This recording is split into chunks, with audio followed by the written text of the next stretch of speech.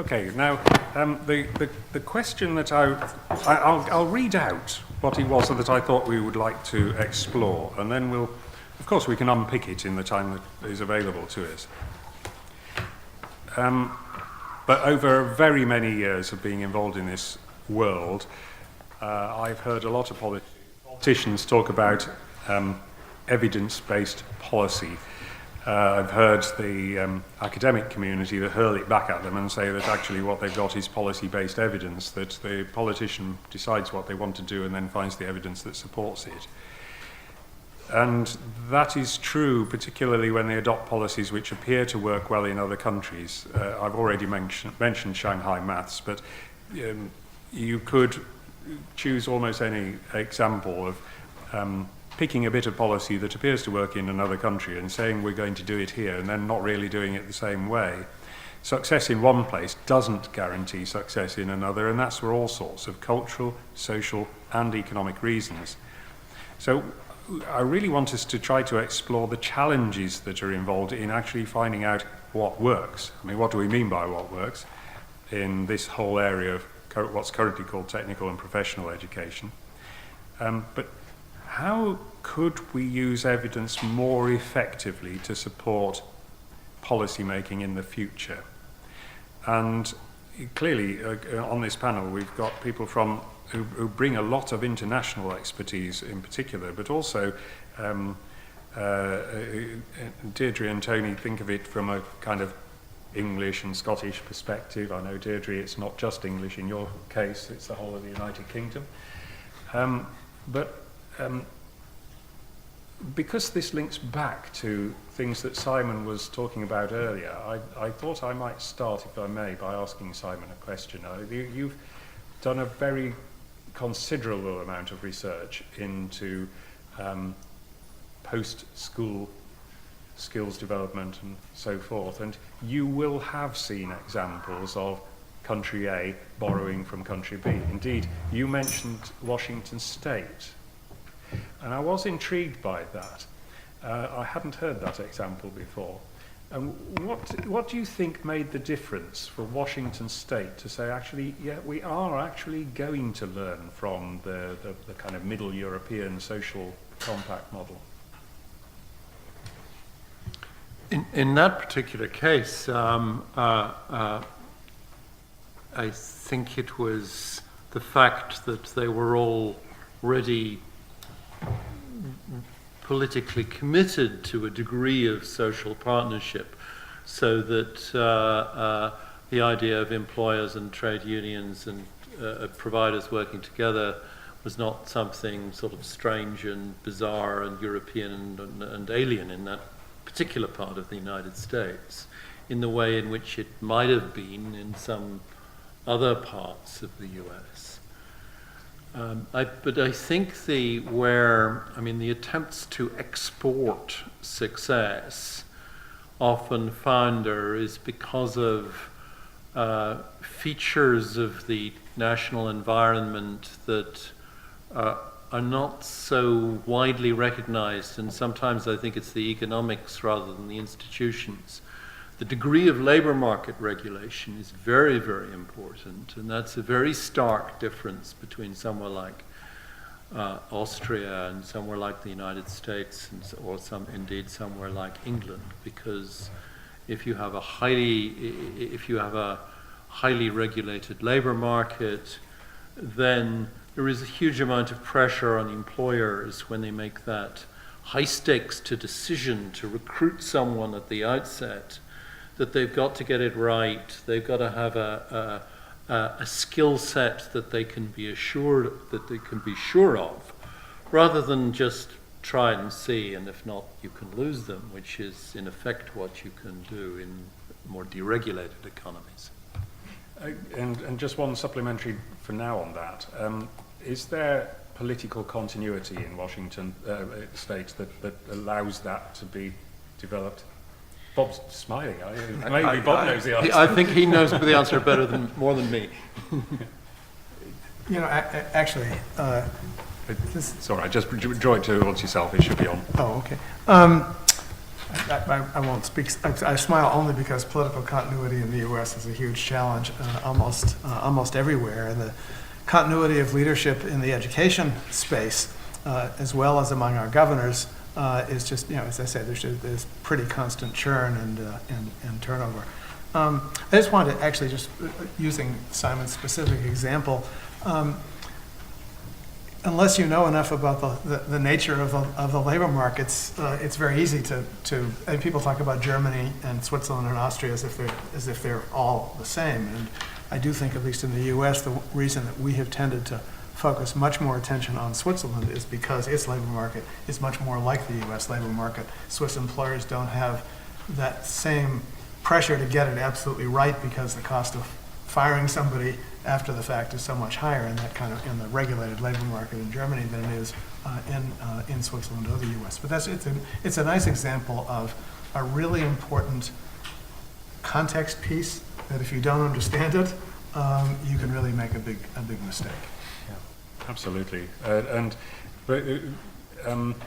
I want to come back to a number of points that have already come up, but I just want to pick up the political continuity point. I mean, Deirdre, your world is careers education, information, advice and guidance. I know it goes beyond that, but the lack of continuity,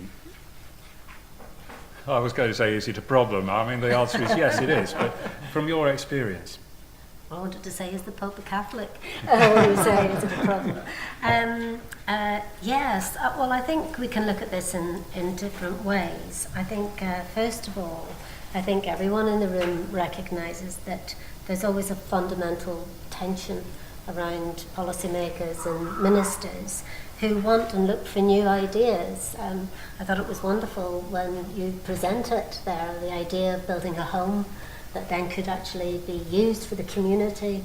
A minister would love that idea and could see immediately that that's something that they could grab. So I think there is a tension around always wanting to do something different. So out with the old and in with the new. There is, if we think about the UK, and I know we have some colleagues internationally here, but if you just keep with the UK for the moment, England at the moment in terms of careers policy is described as the English experiment, and I think compared to other parts of the UK where there's not necessarily greater stability, but there is a storyboard in other parts of the UK, a vision, a storyboard that people can understand, which is not the case in England, where at present there is a lot of overlapping and confusing aspects. Now, the significance of that in terms of technical and professional education is absolutely profound. And I think if we give just a very practical example, we had in England a previous, not the coalition government, the previous government really felt that careers policy had got it wrong in that it needed to actually focus on those who need most help, and so the connection service was born. This is a policy pendulum that sort of swings from the middle towards this far extreme around those who are most disadvantaged should be where public policy emphasis should be. And just briefly, if we think about what happened to that policy, we had a new government who at the time said, well, lots of parents and lots of people are saying, why aren't young people actually being told about all the range of options, including those who are not at that end of the extreme? So I would say in England now, the pendulum has swung in the other direction with a particular nuance relevant to this conference, which is that we need to look to employers because employers will come up with a solution. So whether or not you believe that in terms of that will solve some of our challenges, I would say it's highly contested. And that of course it's so attractive to say more employers should step up and do more. That's what the Commission for Employment and Skills had said. But, if you look at my husband's in manufacturing, he runs production, the bottom end for his chief exec is profitability. and taking on someone to bring them into the workplace, to walk the corridors of work, in that world is a real challenge. So I want to finish really just by saying that those policy swings, I think what's absolutely crucial is whose voices are actually counting here, because we do know that good evidence from our academic colleagues gets brushed under the carpet because it doesn't say what perhaps the storyboard that's being developed wants to say. So I want to conclude just really by saying I think that what we must do in terms of using evidence-based research and influencing policy is we have to ask ourselves, is the vision sound? Have we got the direction of travel right? Compared to other parts of the UK, I will be so bold as to say England has not got it right at the present time. But there are key elements within it, and it needs leadership, it needs a storyboard, and it does actually need people to take action. And I think one of the things that came up this morning was, where are the voices, of parents and young people? And I want to commend the Age Foundation for all its brilliant research in actually making sure that those voices of the learners are central to the work. And David's done a fantastic job on that. Well, that's very nice of you to say so. Checks in the post. And of course, you've also given me the perfect link into Tony, because in Scotland, we know there is, on the one hand, the likelihood of greater political stability, but on the other, a greater consensus across the party boundaries in any case, to the extent that there is a 7-year skills plan and you've got every confidence that you're going to deliver it. Now that's the kind of context in which you are then able to put together in the next few weeks the 3rd International Skills Symposium, drawing together practice from around the world, and people are going to listen to it. I mean, what's the story there, Tony? So, as you say, we've got a context in Scotland where there's more political consensus behind the need to bring the world of work closer to the world of learning, and a much greater, I think, and broader consensus for that. But my organisation, Skills Development Scotland, I think would look at the idea of what, as Deirdre says, so what evidence are you going to look to? And part of what we've been trying to do is, as well as look at the academic evidence, as well as learn from what happens in other contexts abroad and in other areas, is also listen to very closely to employers and very closely to young people who are going through their learning experience, and really listen to those in deep ways, so that you can then think, well, actually, how do you take this academic and policy instruction and translate that into services that have resonance, and services that will deliver over and be sustainable over a period of time for employers and for young people. And I think if we think of evidence as the output of academic research, we're going to miss the real ability to innovate and the real ability to actually deliver long-term sustainable services. Yeah, and just out of interest, without ranking them in a definitive first, second, third order, which countries would Scotland look to first and foremost? Which group of countries? At the symposium last year, we had contribution from Switzerland and from Germany, and our chief executive stood up and said, well, my aim is to be the 3rd best vocational country in the world, because there was no way we would be as good as Switzerland or as good as Germany.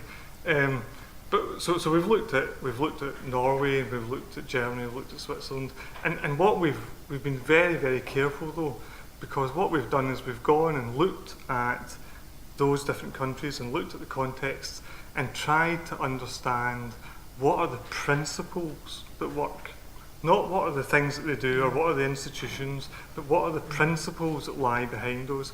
And can we translate those principles back into the Scottish context, back into the institutional fabric that we've got, back into the assets that we have, and then try and make those work in different ways within the policy construct that we have.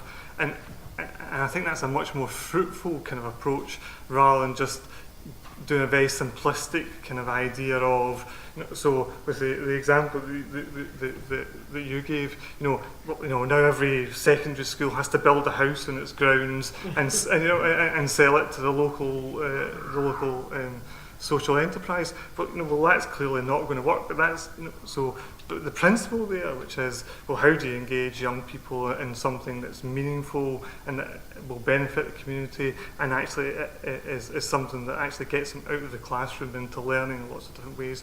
That's the kind of thing.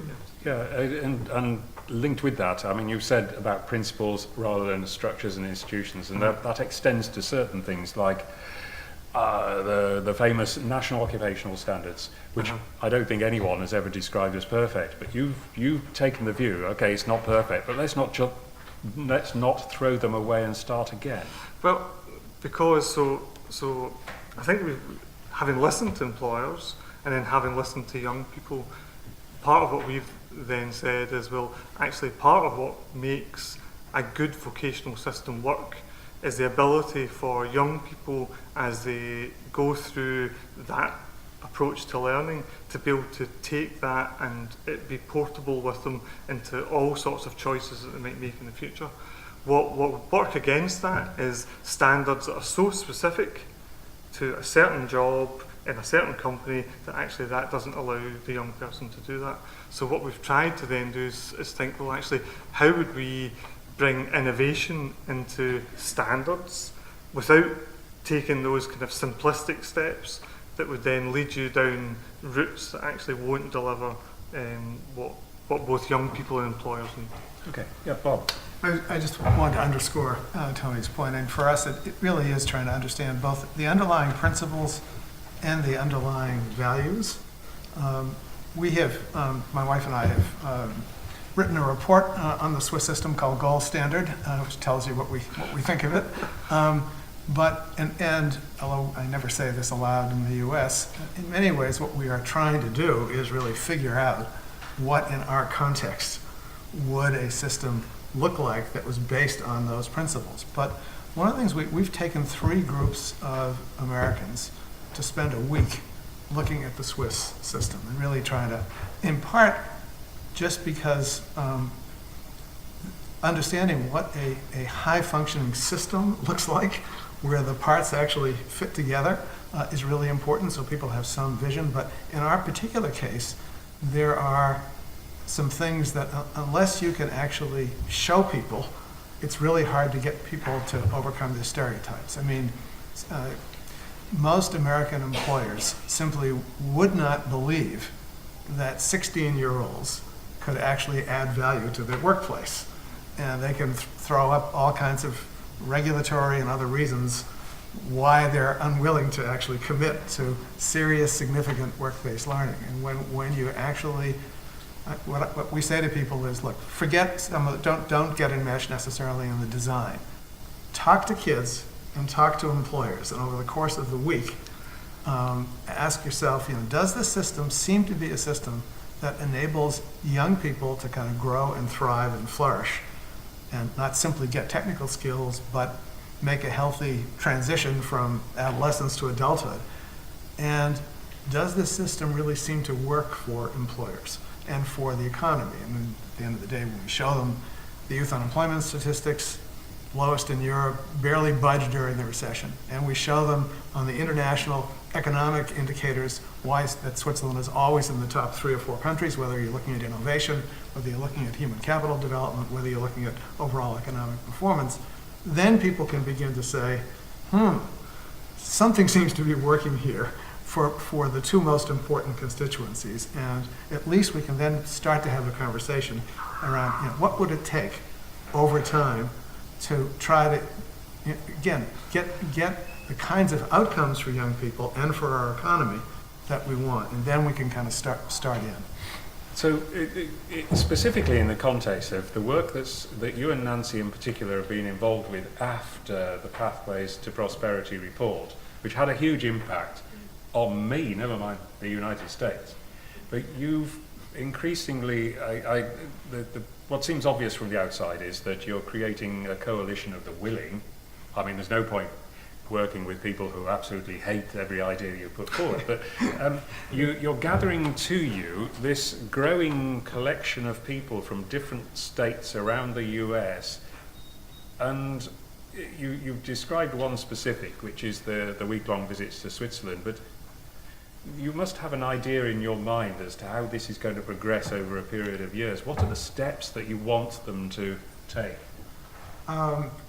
For people who are willing to not only get through today, but get through tomorrow, and show You'll hear up more, yeah. the last session tomorrow afternoon, for the 25 people who are still in the room, you will get a full 45-minute description of the Pathways to Prosperity Network, which is, we're now in a set of states across the country that cumulatively serve about half of the young people in the country. So this is a fairly significant development. And we are one network, but we have relationships with 2 or 3 others as well. So there's a significant development and I think shift in view that has begun to happen in the States. And I would argue, by the way, since Simon is here, at least for the US, there's no question but that OECD, particularly PISA, has really made it possible for, again, we're even more isolated geographically than you are here.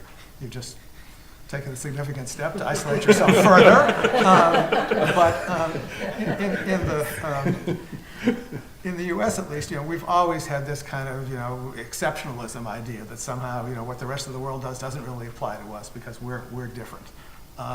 PISA has ended that fiction, and at least has created a kind of motivation for people to want to say, well, what is it that other places are doing? And the OECD Comparative Studies, including the Learning for Jobs one that Simon led and that Nancy and I were both kind of incidental participants in, at least around this set of issues, has again been extremely helpful.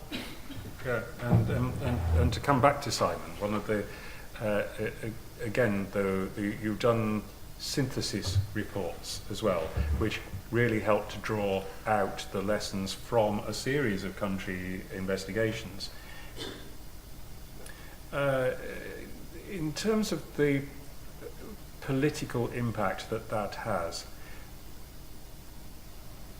you might not want to name country names, but to what extent are those reports listened to by the political leaders in the countries that you report on?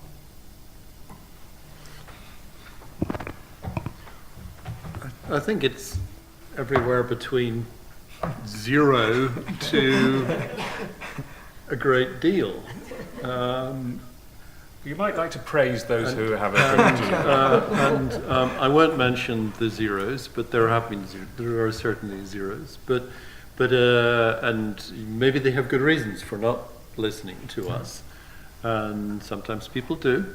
But honestly, actually, I think one country where we've had a very significant influence has been, I would say, England. And I mentioned this morning when 3 years ago we advanced the recommendation that the whole awarding body's system of competing qualifications should be swept away and one would create a franchise system. We, thinking about evidence-based policy, we spent some time talking to the civil servants who said were pretty doubtful about whether this was certainly not politically feasible and probably not practical and probably not wise. It's very nice to see via the medium of the Lord Sainsbury's report that is now government policy. So that is a country where we've had a big impact. I mean, there's many other areas where we've had sort of bit by bit impact. In small ways, for example, in Norway, when we went in, they had no system for, although they provided employers with very large subsidies to take apprentices, employers had rather few responsibilities in return, and we said at least the people who supervised apprentices should be trained, and now they put in a very large system for arranging for that to occur.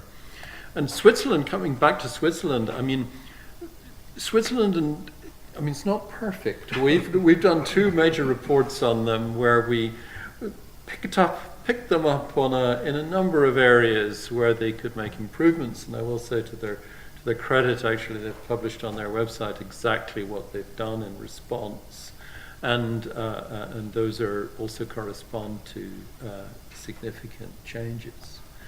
So. It's highly variable, but globally, there is a visible impact. And Bob, you wanted to come back. I don't even know whether Simon will remember this, but at the end of our week-long visit in Germany, which is the last country reviewed in 2010 for Learning for Jobs, Simon and I were 2/3 of the review committee, and I had made some kind of critical comments in the pre-meeting, and Simon said, "Well, why don't you go ahead and make the report on our behalf?" And to the ranking government official, and I can't even remember what the specifics were, but in an overall very positive review, we picked out 2 or 3 things that I thought were worrisome, and he actually followed up afterwards with a memo wanting to know more. And again, my point is, in many ways, it's the higher performing places that are the ones that, in some ways, are most open to wanting a kind of serious external review, because they're smart enough to know this is a continuous improvement game. This isn't about getting it right once and for all and then resting on your laurels. And actually, just to complete that, I can remember exactly the point you were making, which is very resonant in England, which is that it's the importance of general skills, particularly in numeracy and literacy, within apprenticeship programs. Deirdre. I'm just going to reflect on work that's been very impactful in terms of the OECD, in terms of international careers policy, learning from other countries. And that was back in 2004. And certainly Anthony Mann and I have been doing some work recently, and we're going to present on it tomorrow, around looking at careers education, drawing in international studies. But the point I would make is that I think the OECD's influence is significant at a ministerial level. I can say that as an ex-commissioner of the UK Commission for Employment and Skills. But we just hope that the OECD will, in these, I believe the term, we don't talk about austerity now, we talk about scarcity of resources. It's the new language, you heard it here. Austerity's out, and scarcity, our new Chancellor of the Exchequer will talk about that, I'm sure. But I think with these sort of scarcity of resources, I really do hope that the OECD in the future, will be able to do more around that kind of evidence sharing on that really key area around career strategy and policy, because actually it does make such a significant difference in the dialogue that takes place with ministers and other senior officials, which then impacts on a grassroots level. Do we get more dialogue and conversation in communities about the vocational, the professional, and how these boundaries that are traditionally clear in our minds, but less so as we look to the future and we see how the blurring of the boundaries, as you illustrated, David, around is it vocational, is it technical? There's something really, really, I think, profound around not losing that language of vocational, because vocation is something that everyone, regardless of where they land in terms of their occupation or otherwise, vocation is something that's quite deeply personal. And I do hope that we'll see more of that so that we can share even more and have those conversations across. I know we're out of Europe, but across Europe and internationally, as well as actually in the 4 home nations of the UK. Now, in a moment, I want to open it to the floor. You probably wish I already had, but there's one question I want to put to both Deirdre and to Tony, which is that up to this point we have deliberately looked particularly at the international learning that goes on. One of the concerns that we had as Edge when we first started our research program was this whole area in this country is under-researched. Well, that's what we said at the time. I still think it's true today. I think things have got better. The very fact that we're able to say this is the 3rd conference that we've had and we've got the best turnout ever and we've got some excellent presentations still doesn't take away from the fact that there isn't enough research. But there's also what seems to be an eternal problem of, even when you've got the world's best piece of research done here in the UK, how do you translate that into policy and practice? And Deirdre, you've had a really interesting career, both as a practitioner and in research. And you've worked alongside senior officials and ministers. I'm not asking you to describe the frustrations, because I know there have been them, but have you learned anything useful to tell us about how we take research and present it to politicians in this country in ways that they will actually pay attention? Oh, well, I don't have the solution if that's what you're angling for. Oh, what a I can pity. give you a really powerful example, actually. I chaired the National Careers Council for 2 years here in England with 3 skills ministers. And the first skills minister, it was his idea to set up a national career service. The second skills minister, it wasn't his idea. So how do you capture the imagination of a new skills minister and it's not his idea? So we actually found a really profound quote from Winston Churchill, which we knew he was a great admirer of. And when we presented our report to him, we got off to a great start because he could see that we had done our homework. So there is something about do your homework and find something that resonates with that human being that might make them as curious maybe as you are. So that would be my one thing. I think the second learning point, and indeed David was involved in this, in that when we produced the second report to our 3rd Minister for Skills, we actually talked to the Edge Foundation around, we really wanted to have business leaders beyond the membership of the council, who many were business leaders and education leaders. So the point is, make sure that you've got education and business leaders round that table with careers professionals, the people who are at the chalk face, to actually mutually reinforce and support one another. I think that's vital, and perhaps the work that Bob's doing is actually doing that, mutually reinforcing. We're together with a shared vision. I think those are the 2 key things. A good quote and get your colleagues lined up beside you, and sometimes just take a back seat. Me saying careers is really important. It would be much more powerful, as we happened in our second report with our 3rd skills minister, when someone from British Telecom stood up and banged the table and made the point, and he immediately was engaged. Very good. And Tony, I'm hoping telepathy is working, because there's something I want you to mention. Let's see what you say. That's set up. And so in Skills Development Scotland, we've got 2 different kind of sides, I think, about how do you persuade or make the case for innovating or for changing things. On the one side, we have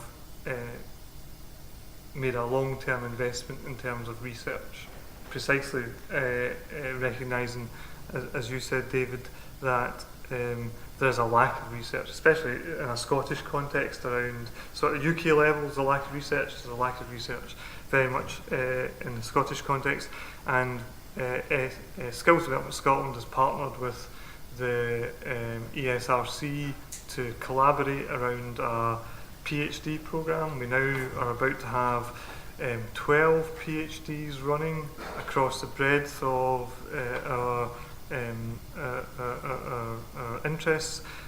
Not an inconsiderable set of research going on, and that over time will play in. And part of what we've done, and some of my colleagues have been responsible for this, is not just think about PhD level research in long term, but trying to get PhD students to do narrow, short-term internships, if you like, with Skills Development Scotland as ways of then us being able to draw on some of their research capability as well as do that. So different ways of doing some research. But the other thing that we've done is we've shown everybody, all the different players, all the different stakeholders, including politicians, what works. We've shown people the things that actually worked. And part of that then is also about time, and is also about the fact that, so how do you make sure that evidence can have its proper effect on policy? Well, you have to bring a time dimension into that, because politicians will want, quite rightly, to be able to have short-term effects. And I think if you can show them that you are meeting some short-term effects, but by developing something for the longer term, then I think that's real. And that's certainly what we've been trying to do, which is we've been trying to build in development time, proper development time, not just 2 or 3 years of development before we arrive at a solution, a way of delivering the policy in practice, so that over that period of time we can iron out all the problems, we can learn about how to build the partnerships, we can learn about how the funding mechanism will need to work, we can learn about all those things, we can build the experience and the service that young people and employers need, and then we're in a position then to be able to say, right, now we know how this works, now let's find out how to scale that and how to make that work more effectively. Yeah, and incidentally, I want to give credit where it's due, and so I want to give all due credit to the Westminster government for putting £1 million of funding towards the Centre for Vocational Education Research. I thought that was a fantastic thing that they should have done, and I very much welcome it. And was that what you wanted me to say? Well, no, because in Scotland we also are working on creating what we're calling a Centre for Work-Based Learning. Yeah, that's the one. Precisely because we need to have a focal point for thinking long term about skills and about the skills landscape. And because Skills Development Scotland is part of government, we're a public body, we don't have the freedom that you'll need to be able to have that kind of focus. So we recognise that part of our job is to create some centre, some focus outside of Skills Development Scotland to be able to do that. But we're intending to set this body up with not just to think about research and policy, but also to think about how do you build capability and capacity within the system, but also to influence the narrative. And I think you mentioned that and Simon mentioned that, the narrative that we have around work-based learning, around vocational learning, and use voices to be able to tell that story that are not institutions, but are young people and employers talking about their experience and talking about what works for them. David, could I just say, and it links to that point, the voices of people is so powerful. Again, a lesson learned with the ministers presenting a report. We went out onto the streets of London and we actually stopped people in the railway station and in the marketplace, and we asked them just some simple questions and we played it back to the minister, and actually that was another good way of showing that you've done your homework and that actually people's voices really do matter in bringing about change. Just to come back to your initial question, and I know you want to throw the floor open, but just thinking about this challenge of really the two cultures. I mean, how do you introduce more evidence from the sort of research community into the world of policymakers? So I was invited a few years ago to write a paper thinking about that problem, and obviously on the sort of customer side, there has to be both an appetite and enough continuity. I mean, one of the things I was sitting in Ann Hobson's really interesting session this morning and thinking, you know, frustrated as I am about the political paralysis in the U.S. and the inability to get anything done, you have the opposite problem here, which is just this incessant torrent of new policy initiatives. So nothing gets in place long enough to really stick. And in that situation, how would you introduce evidence into the equation? But I want to just say a couple of words about the other side of the problem, which is, I mean, obviously there's a huge time frame problem. But so you have to have enough continuity on the policy side to enable good researchers to actually be able to not only take the time to do the research, but then the problem in the research community is getting research out in a relatively quick fashion. And given the incentive system in the academy to put your research out in research journals that typically have long lag times, that's a problem. The second problem is we just don't have enough translators, people who are actually comfortable in both worlds, and people who can take complex, you know, research studies and translate them in ways that actually policymakers and the broader public can understand. And I think thinking about the incentive systems on the higher ed side to reward publications aimed at policymakers and practitioners, and thinking about legitimizing and training a generation of people who really are kind of bicultural and who can actually work between the two worlds. The most successful people at this work in our states are people who are now living in the academic world, but who spent significant chunks of their time earlier in the policy world and really understand what that world needs. Yeah, that's a fantastically good point. And indeed, a lot of what ENCH has done was influenced by the Joseph Rowntree Foundation, which, without going into detail, takes a very similar stance. They commission some outstandingly good academic research, but then they have a process of turning that into policy messages, first in one summary, and then by the time they've got a series of reports, a summary of the summaries, which is very impactful for the politicians. And I saw that at first hand when I was on one of their committees, and thinking, how could you condense that much research into a paragraph? And then realizing that actually the politicians needed to know that the original report existed, but they weren't going to read it.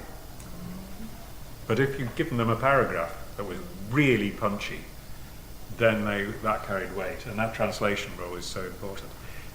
Now, I've enjoyed my time far too much up here, and there's almost no time left.